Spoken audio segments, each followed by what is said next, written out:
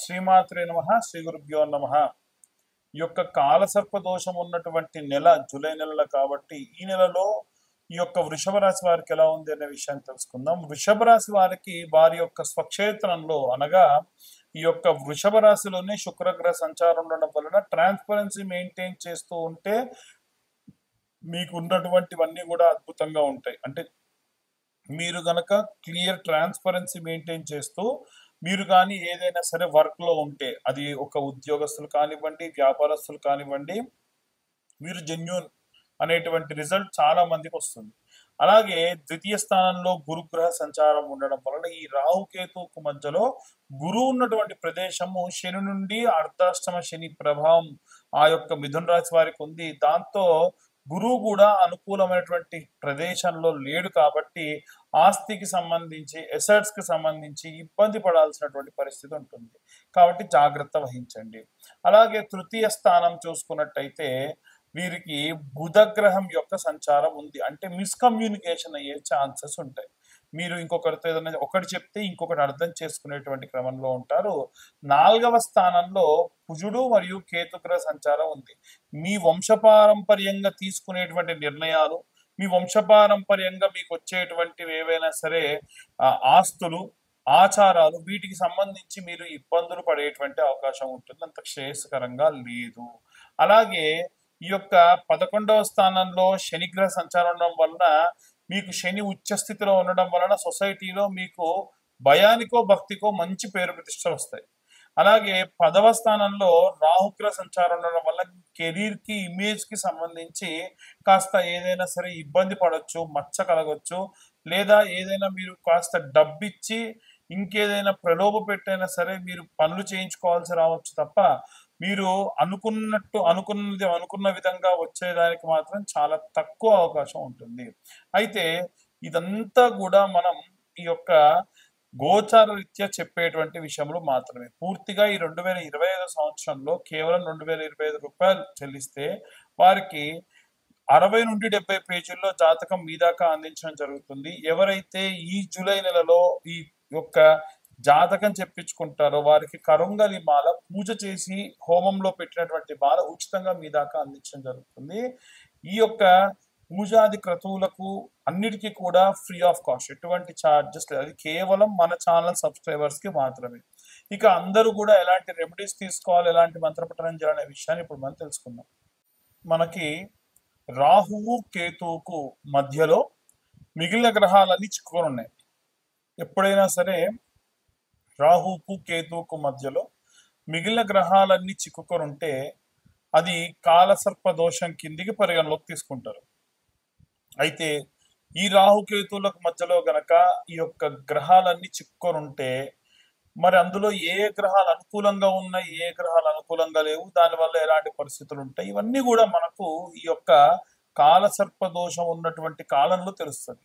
కాలసర్ప దోషం ఉంటే ఏమవుతుందనంటే పనులు సజావుగా సాగవు, ఏవైనా సరే అనుకున్న పనులు అనుకున్నట్టుగా జరగవు, దగ్గర దాకా వచ్చి వెళ్ళిపోవడము, అలాగే ఆరోగ్య సమస్యలు రావడము, ఇలాంటివి వస్తూ ఉంటాయి. అంటే అంత శ్రేయస్కరమైన కాలం కాదు. అయితే ఇప్పుడు ఈ గ్రహాలు ఎక్కడెక్కడ ఉన్నాయి, దాన్ని బట్టి ఎలాంటి పరిస్థితులు ఉంటాయి అనే విషయానికి వస్తే మనకు ఉన్నటువంటి గ్రహాలన్నీ కూడా చూసుకుంటే రాహు తర్వాతకి శని, ఆ తర్వాతకి శుక్రుడు 3వ స్థానంలో రాహువు నుంచి, చతుర్థ స్థానంలో గురువు, అలాగే పంచమ స్థానంలో బుధుడు, అలాగే షష్టమ స్థానంలో కుజుడు మరియు కేతు గ్రహాలు చిక్కుకొని ఉన్నాయి. ఇలా ఉన్న సమయంలో ఎవరన్నా ఇనుముకు సంబంధించి పనులు చేసే వాళ్ళకి అనుకూలంగా ఉంటుంది. శుక్రుడికి సంబంధించి అంటే ఎవరైనా సరే ఒక కాస్మెటిక్స్ కానీ, బ్యూటీకి సంబంధించి కానీ, అలంకారానికి సంబంధించి కానీ, సినిమా వాళ్ళకి అనుకూలంగా ఉంటుంది. అలాగే రాజకీయ నాయకులకు అనుకూలంగా ఉంటుంది. కానీ ఎవరైతే ఉద్యోగస్తులు ఉన్నారో ఉద్యోగస్తులు ఎవ్వరికి కూడా బాగాలేదు, రెసిషన్ తో కూడినటువంటి కాలం అని చెప్పొచ్చు. బిజినెస్ పరంగా కూడా వ్యాపారస్తులు కూడా చాలా నష్టపోయేటువంటి కాలము. అలాగే కుజుడు మరియు కేతువు ఎప్పుడైతే కలిసి ఉందో ఆ సమయం కూడా అంత శ్రేయస్కరం కాదు. కాబట్టి ఏం చేయాలి అని అంటే అందరం ఈ రాశివారు ఆ రాశివారని కాదు, ఇంట్లో ఉన్న చిన్న పిల్లలు పెద్ద పిల్లలని కాదండి, అందరూ కూడా చేయవలసినటువంటి పని ఏమిటి అని అంటే సుబ్రహ్మణ్యేశ్వర స్వామి ఆరాధన చేయడం మంచిది. సుబ్రహ్మణ్య ఆరాధన విశేష శక్తినిస్తుంది. కాస్త డబ్బున్న వాళ్ళు ఏం చేయండి అంటే ఏ స్కందగిరి టెంపుల్కో అక్కడ అభిషేకం చేయించడము, పళని కానీ, కుక్కి కానీ, అలాగే ఈ యొక్క సుబ్రహ్మణ్యేశ్వర స్వామి క్షేత్రాలు ఎక్కడెక్కడ ఉంటే అక్కడక్కడికి వెళ్ళి దర్శించుకొని రావడం మంచిది. మనం అంత దాకా వెళ్ళి చేయలేమండి, కాస్తలో కాస్త మన ఇంటి దగ్గరే మనం ఏవైనా చేయగలమా అంటే, మనము ప్రతి మంగళవారము ఈ నెలలో ఉన్నటువంటి అన్ని మంగళవారాలు కూడా జూలై నెలలో జంట నాగులు ఉంటాయి కదా, జంట నాగులకు ఇప్పుడు నేను చెప్పిన విధంగా మీరు పూజ చేసుకోండి. ఒక 2 లీటర్ల వాటర్ బాటిల్ తీసుకోండి. ఎంగిలి చేయకుండా ఆ నీళ్లు మొదటి వారం దేవుడికి వాడండి. రెండో వారం నుంచి బాటిల్ దేవుడి పూజకి పక్కకు పెట్టుకోండి. అయితే ఈ తీసుకెళ్ళినటువంటి పదార్థాలు ఏమేమి తీసుకెళ్లాలంటే వాటర్ బాటిల్ ఒకటి, అలాగే పాల ప్యాకెట్, అది కూడా ఆవు పాల ప్యాకెట్ ఒక 10 రూపాయలతో 20 రూపాయలతో తీసుకొని వెళ్ళండి. అలాగే ఒక 5 నుంచి 10 రూపాయల క్వాంటిటీ కల పసుపు, కుంకుమ, 5 రూపాయల పసుపు, 5 రూపాయల కుంకుమ, అలాగే కొంత గంధం, అలాగే ఒక్క 10 రూపాయల పూలు, అంతే, ఎక్కువద్దు. ఒక కొత్త మట్టి చిప్పలు ఒక 2, 3 ఒత్తులు, 10 రూపాయల నెయ్యి ప్యాకెట్, ఇంతే. కావాల్సినటువంటి పదార్థాలు ఇంతే. ఏదైనా పండు తీసుకెళ్తే ఒక 2 అట్టిపళ్ళు, అంతే. మొట్టమొదలు జంట నాగుల దగ్గరికి వెళ్ళి మనసులో ఈ పూజ చేసినంతసేపు కూడా ఓం నమో స్కందాయ నమః అన్న మంత్రం చెబుతూ ఆ నీళ్లను పోసి శుభ్రంగా తుడిచేసి ఆ శిలను సగం వరకు వాడుకొని, నీళ్లు మొత్తంగా పోయకూడదు, పాల ప్యాకెట్తోని పాలు పోయండి, ఆవు పాలు, తర్వాతకి మళ్ళీ నీళ్లు పోయండి, తర్వాతకి ఇంత చిన్న ఆకు కానీ పేపర్ ప్లేట్ కానీ తీసుకుని దాంట్లో పసుపు మరియు గంధము, పసుపు తక్కువ గంధం ఎక్కువ కలుపుకొని ఆ శిల మొత్తానికి కూడా చందన లేపనం రాయండి. మనకు సుబ్రహ్మణ్య బాలము అని, సుబ్రహ్మణ్య గద్యము అని, సుబ్రహ్మణ్య కరావలంబ స్తోత్రము అని ఇలాంటివి ఉంటాయి.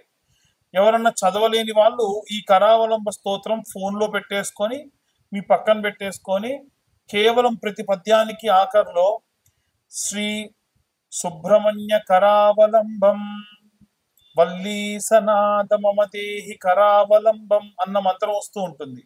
ఆ ఆఖరి మంత్రాన్ని చెప్పినా చాలు, ఆ పద్యం అంతా వస్తుంది. కాన్సన్ట్రేషన్ అంతా పద్యం మీద పెడుతూ మనం ఆ శిలను రాస్తూ వల్లీసనాథ మమదేహి కరావలంబం అని వస్తుంది. అలా వచ్చినప్పుడు ఓం నమో స్కందాయ నమః మనసులో అనుకుంటూ శిలకు రాయండి. ఆ గంధం పసుపు కొద్దిగా, గంధం ఎక్కువగా రాయండి.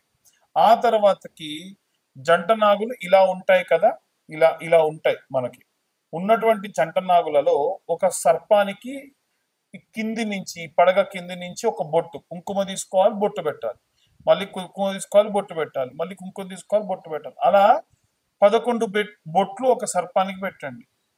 ఇంకొక సర్పానికి కింది నుంచి పైకి 10 బొట్లు కుంకుమ తీసుకొని బొట్టు పెట్టాలి. అలా స్వామివారి శరీరం పైన లేపనం చేసిన గంధాన్ని తీసుకొని చేతికి పెట్టుకొని, మీ పిల్లలు కూడా వచ్చారు మీతో పాటు, మీ ఆయన వచ్చారు, మీ ఆయనకు పెట్టండి, మీరు పెట్టుకోండి, మీరు ఇక్కడ రాసుకోండి, మీ పుస్తక తాడుకు పెట్టుకోండి, ఇంకొంచెం తీసుకెళ్తాను ఇంటికి తీసుకెళ్ళండి, ఇంట్లో ఉన్నటువంటి పసుపులోనో గంధంలోనో కలుపుకోండి, నిత్యం వాడుకోండి, చాలా మంచిది. ఇప్పుడు మీరు రాసిన తర్వాత ప్లేట్లో ఇంకొంచెం మిగిలింది ఇంటికి తీసుకెళ్ళండి, రోజు మీరు వాడుకోండి. అయితే పొడిగా ఉన్నటువంటి పదార్థం ఏది కూడా తిరిగి ఇంటికి తీసుకెళ్ళకూడదు. స్వామివారిపై రాసినటువంటి ఆ గంధ లేపనాన్ని మాత్రమే మీరు ఇంటికి తీసుకెళ్ళాలి. ఇదంతా అయిన తర్వాత, చాలా మంది మొదలే దీపం వెలిగించమంటారు, అలా చేయకండి. అయిన తర్వాతకి దీపం వెలిగించాలి. 2 మట్టి ప్రమిదలు, ప్రతిసారి కొత్త మట్టి ప్రమిదలు, 2 మట్టి ప్రమిదలు, దాంట్లో ఒక 3 ఒత్తులు, 3 ఒత్తులు కలిపి ఒక ఒత్తి కింద చేంజ్ చేసి ఆవు నెయ్యి వేసి దీపం వెలిగించండి. ఆ తర్వాతకి 21 ప్రదక్షిణాలు చేయండి.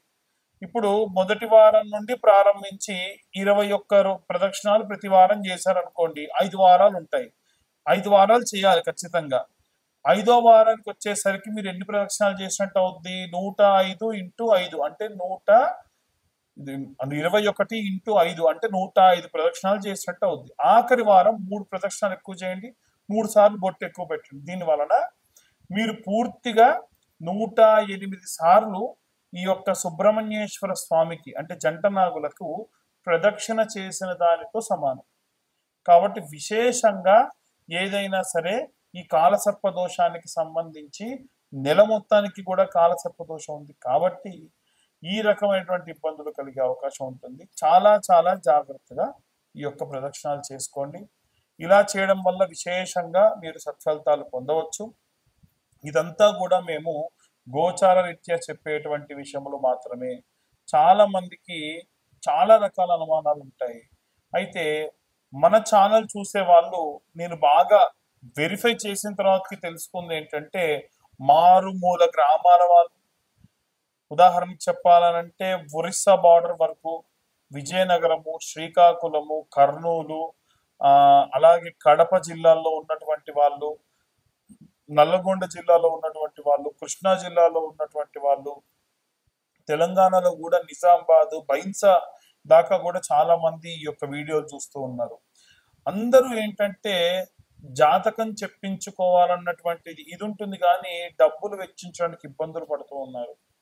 వారి కోసం ప్రత్యేకంగా ఈ నెలలో ఇవంతా కూడా గోచార రీత్యా చెప్తున్నాం. పూర్తిగా జాతకం తెలుసుకోవాలని అంటే మీ పేరు, మీ date of birth, time, place కింద ఉన్న నెంబర్కి ఒక్కసారి మీరు వాట్సాప్ చేయండి.